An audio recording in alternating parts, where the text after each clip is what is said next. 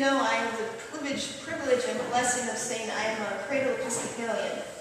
So from the very beginning, I remember sitting in pews listening to the words of the prayer book. And along with those teachings, I learned that emotion doesn't really mix with church. That as Anglicans, we are very intellectual. We like to think about things. And that was reinforced in my house, where we really didn't do emotions. We were always just kind of at an even keel. And if for some reason you weren't, you usually went out to the woods for a walk for a while. But there's this part of me that loves emotion. And so I can't help but saying today, after I was reading the gospel message, that I just love Jesus. He is just this amazing, cool guy, as one child once told me. And today's gospel reading is an example for me of why I love this man so much. Here he is, eating with people who don't like him, could very well be his enemies. And with a few words, he takes their culture, their rules, their ideas, and turns them upside down. Do not sit at the place of honor, for all who exalt themselves will be humbled, and those who humble themselves will be exalted. In other words, do the exact opposite of what you normally do. And each time I read this passage over the week, there was a small subversive part of me that couldn't help but laugh at the chaos I'm sure Jesus was creating with this parable. And yet these words are hard to put into action.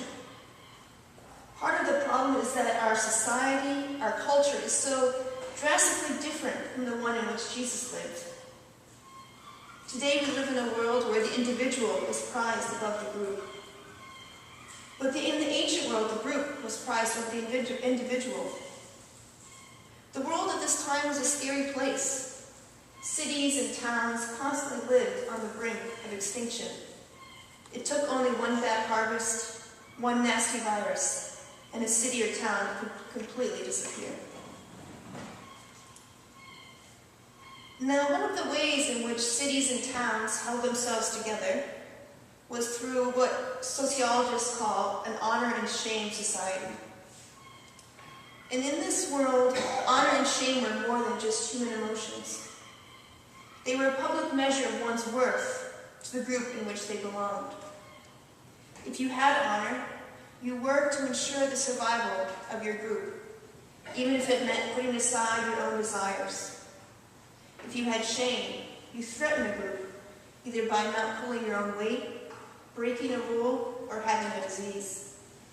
And these were life or death distinctions. Being shamed often meant you denied access to resources and protection.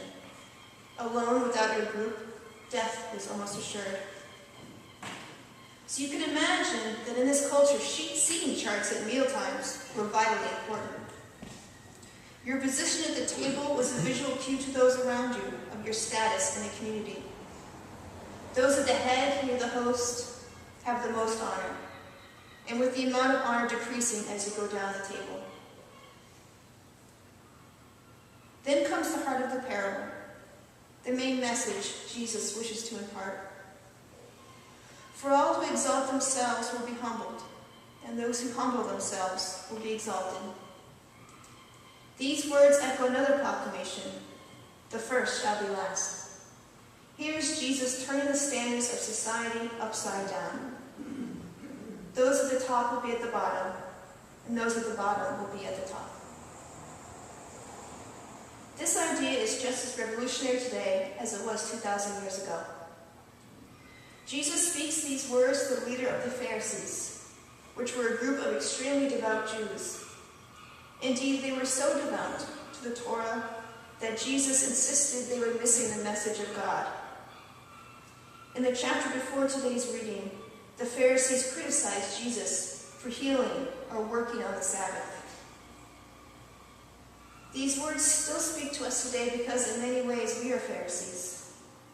As Christians, we can be so devout to the Bible or the Book of Common Prayer that we miss what God is actually saying to us. This past week, the 50th celebration of the March on Washington is a poignant reminder that we have and probably will continue to misunderstand God's message. And although I wasn't alive at the time of the march, My father, who grew up in Tennessee, still talks about what it was like to go to a segregated school. To know that people you saw in your town had to go to a different school than you because of your skin color.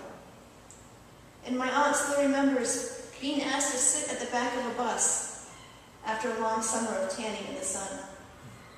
And I'm sure you all have such stories where for some reason or other, you or someone else was asked to leave the seat of honor, as it were. Now it is tempting to take Jesus' word as a scolding, to feel guilty about our lack of humility. Now Catholics claim they have the market on guilt, but I think Episcopalians have their own share of guilt.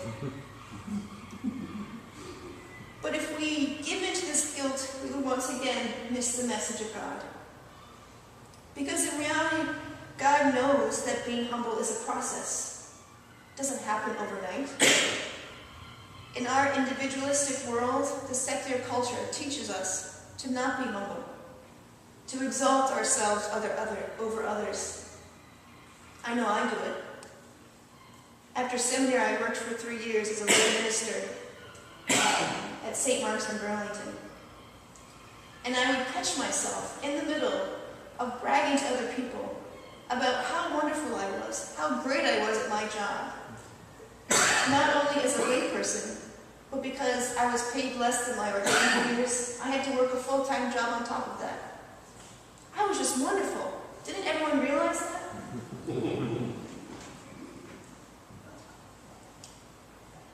At the beginning of this passage, Jesus says he's going to speak a parable, which tells us that there are many layers to this message. And I think at the heart of this message is that being humble means trusting that God's love exalts us. That we don't have to brag or make ourselves feel better than others, because God knows how wonderful we are. And when I think to the times of when I brag, it's only because I don't feel lovable, or I need to prove to someone else that I'm worth it. So Jesus is today reminding us that in God's realm, the humble are exalted, because they trust that it is God's love that sustains them, that it is God's love that exalts them, that God's love gives them a seat of honor at the table. It is something I try to do and remember every day. That God's love has given me a seat, not my own actions, not how much money I make, not how nice I am to people, even when they're not nice to me. Bret asked me to preach this morning because today will be my last Sunday with you all. Over the summer, my advisor surprised me by asking me or telling me that I was going to complete a 10-month internship at Ascension Memorial Church in Ipswich. Hopefully this will be my last internship before I'm ordained in June. And I want to thank you all for providing me with a place of prayer and rest for this past year. When I first arrived, I was full of gusto and had all these ideas of things I wanted to do. But the reality of working full-time, on top of a 15-hour-a-week internship in Boston, quickly sunk in. I had to humble myself, realizing that I needed Sunday to be my day of rest. I needed to step back and worship as a participant, not as a leader. This is not an easy thing to do. It's not easy to be humble. But because I knew that God's love was with me, I knew that I could sit in the pews and be with you and worship with you and know that you didn't expect anything of me. And that is a gift that is immeasurable and one that this church has in abundance. As we gather for communion today, remember that you have a seat of honor in God's eyes. And if you need a visual representation of that, there's none better than the altar, where we will sit, kneel, or stand for communion. This is God's table, where we are all welcome and loved. Amen.